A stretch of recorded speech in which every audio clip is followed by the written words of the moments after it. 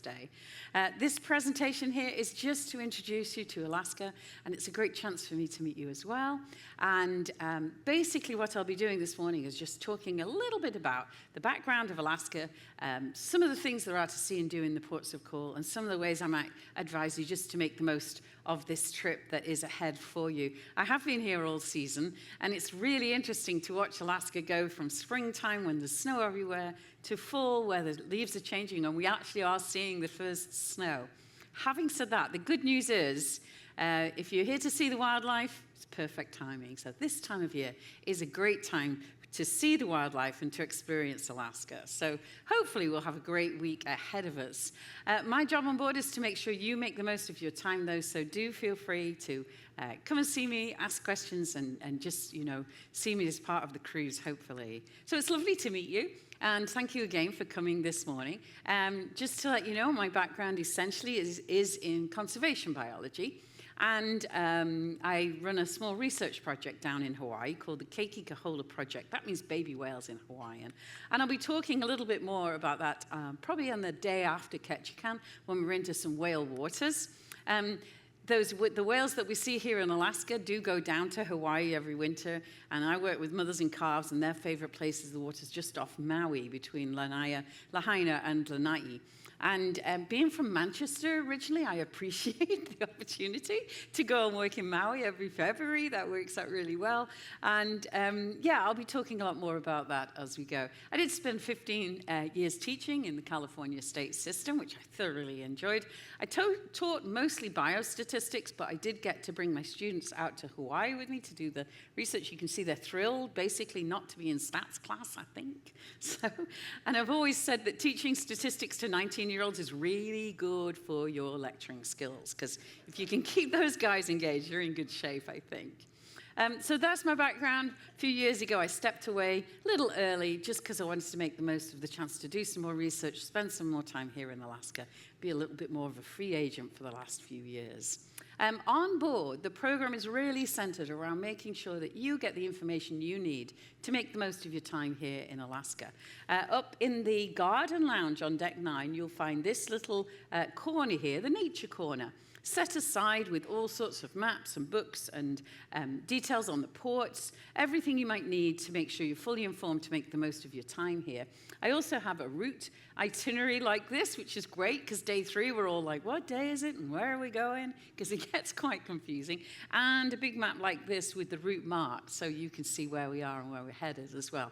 So come on up. I'm there a couple of hours a day, and those times are posted in the program we have as the Alaska Outpost hours. So pop up and see me if I have any questions at all.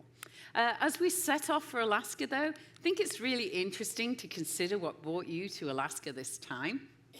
It's always kind of an interesting thought, especially here in September when the weather is pretty interesting as well. So I think it's really interesting just to stop and think what it was brought you here, because usually you go on vacation, you're looking for sunscreen and flip-flops and a good book to read, and you're coming to Alaska and you're looking for waterproofs and warm socks, yeah? It's a very, very different type of trip.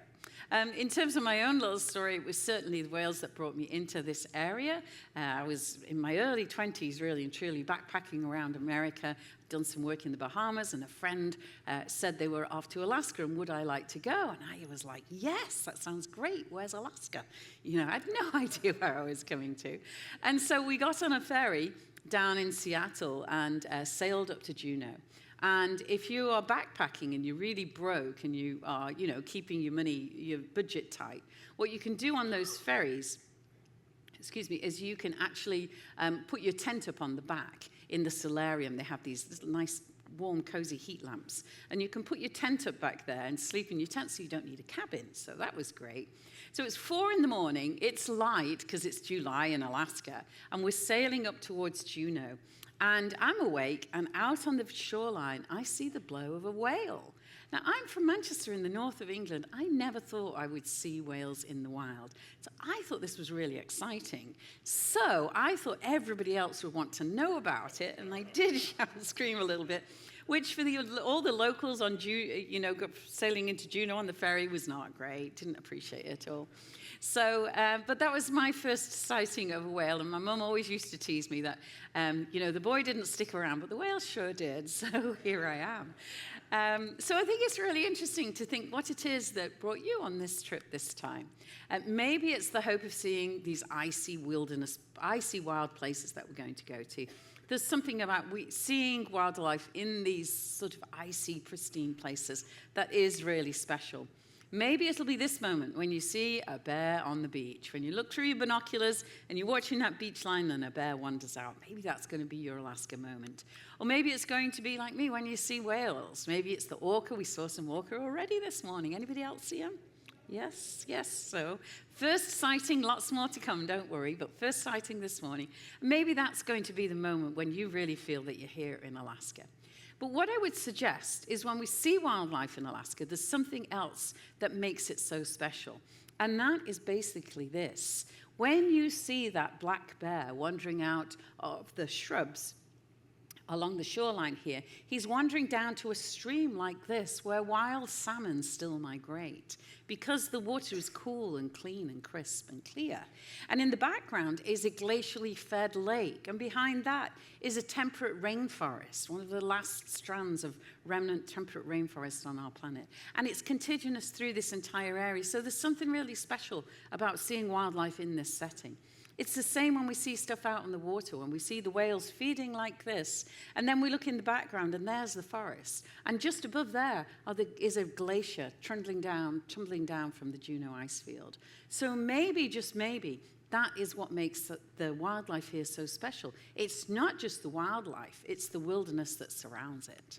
Now, wilderness is an interesting thing. Wilderness maybe has a different connotation to us all, depending on our past experiences. It's kind of hard to define, I think. This is one of my favorite definitions by Oscar Wilde, a place where birds and beasts can remain uncooked. Oh, that's harsh, isn't it? Yes, so that's Oscar Wilde's view on it. Yeah. Another of my very favorite descriptions is this one here, a place untrammeled by man. And I like that idea of there's a place left in the world that no foot has fallen and is not impacted by us today. And that actually comes from the Wilderness Act of 1965. So that's part of the law of the land here in the US.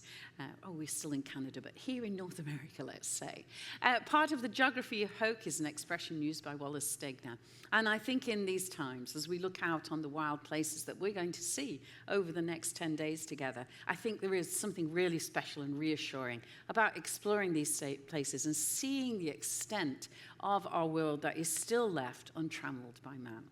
So when we get to know the scenery, though, it's kind of nice to know where it all starts. And this